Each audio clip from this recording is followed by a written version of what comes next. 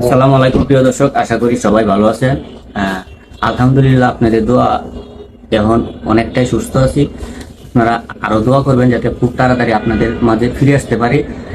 আর সব থেকে বড় কথা হচ্ছে যে আগুন নিয়ে কেউ আর খেলামেলা করবেন না, এরকম ভিডিও বানাইবেন না। অবশ্যই সবাই আলামিন ভাইয়ের কথাগুলো শুনছেন। তো ঝুঁকিপূর্ণ কোনো ভিডিও বানানোটাই ঠিক না, তবে ভিডিওর ক্ষেত্রে অনেক ক্ষেত্রে দেখা যায় অনেক ঝুঁকিপূর্ণ হয়ে যায়। কিন্তু আলামিন ভাই পুড়ে যাওয়ার পর আসলে যার গাও তারই ব্যথা। অনেক মানুষ এটা ট্রেন্ডিংয়ে নিয়ে গেছে, মানে আগুনের ভিডিওটা ট্রেন্ডিংয়ে চলতেছে বর্তমানে। একটা দুর্ঘটনা সারা জীবনের কান্না, যা কিনা আপনারা সারা জীবন কাঁদাতে পারে। তো আশা করি কেউ মানে এমন ঝুঁকিপূর্ণ কাজ করবেন না বা ভিডিও বানাবেন না, কারণ বেঁচে থাকলে অনেক টাকা ইনকাম করতে পারবেন, যদি আপনি না থাকেন টাকা দিয়ে কি করবেন। আর অনেক খুশি লাগতেছে আলামিন ভাইয়ের সুস্থ দিকটা।